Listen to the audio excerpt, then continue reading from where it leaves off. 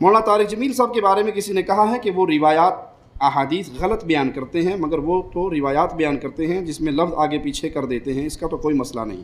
نہیں پیارے بھائی، اگر معاملہ صرف لفظ آگے پیچھے کرنے کا ہو پھر تو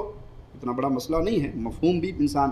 احادیث کا بیان کر دیتا ہے۔ وہ اضافے کرتے ہیں، اپنے پاس سے بنا کر پیش کرتے ہیں۔ میں کہوں گا تو کوئی کہیں گے جی چونکہ مولوی صاحب تو ویسے ہی ان کے خلاف ہیں اس لیے بات کرتے ہیں، میں قطعاً ان کے خلاف نہیں ہوں۔ اس مسئلے کی حقیقت سمجھانے کے لیے کراچی کے مولانا مفتی ظر ولی خان، یوٹیوب پہ آپ لکھو کہ مولانا ظر ولی خان تو اس کا کلپ آپ کو مل جائے گا، جو دیوبندی عالم ہیں، اہل حدیث عالم نہیں ہیں، دیوبندی عالم ہیں۔ ان سے کسی نے سوال کیا مولانا طارق جمیل صاحب کے بارے میں، تو مولانا ظر ولی خان خود کہتے ہیں کہ مولانا طارق جمیل جب حدیث بیان کرتے ہیں تو احتیاط سے کام نہیں لیتے، اپنے پاس سے بنا کر بھی پیش کر دیتے ہیں، بلکہ میں ان کا آپ کو اصل لفظ جملہ سناتا ہوں۔ کہتے ہیں کہ میں نے مولانا صاحب کی ایک تقریر سنی جس میں انہوں نے کہا کہ سیدنا عثمان نے صدقہ کیا، اس صدقے کو اللہ نے قبول کیا اور اس کے انعام کے طور پہ عثمان کی شادی رضی اللہ عنہ وارضا جنت کی حور سے کر دی، اور خواب آیا عبد الرحمن ابن عوف کو، نبی صلی اللہ علیہ وسلم سفید کپڑے پہنے ہوئے گھوڑے پہ بیٹھ کے جا رہے تھے، عبد الرحمن ابن عوف نے پکڑ لیا کہ آپ سے کام ہے، آپ نے کہا بہت مشغول ہوں، بیزی ہوں، میں نہیں تمہاری بات سن سکتا، اور وہ مشغولیت کیا ہے کہ عثمان کے صدقے کی وجہ سے اس کا نکاح حور سے ہوا ہے، اللہ نے سارے نبیوں کو روٹی پر دعوت دی ہے اور ولیمہ بنایا ہے اور میں اس ولیمے پر روٹی کھانے جا رہا ہوں۔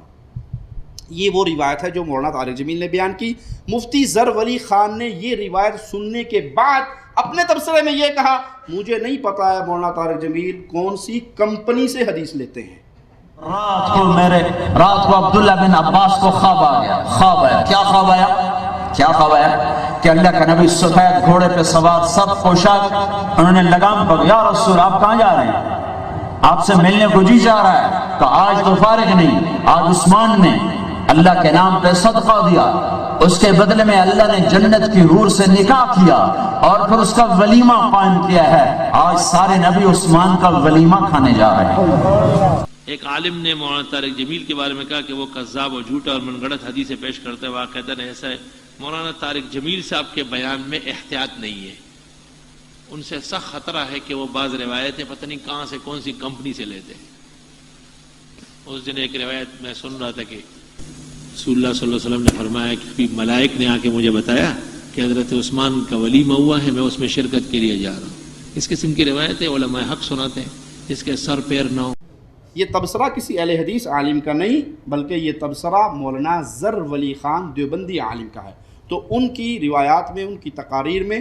احادیث کے اندر اضافے اور موضوع ترین، من گھڑت ترین روایات کو حدیث رسول بنا کر پیش کرنے کی ایک عادت ہے۔ اب جس بندے کے پاس بنیادی علم نہیں، جب ان تقاریر کو سنے گا تو گمراہ ہونے کا ڈر ہے، لہذا اس سے احتیاط کرنی چاہیے۔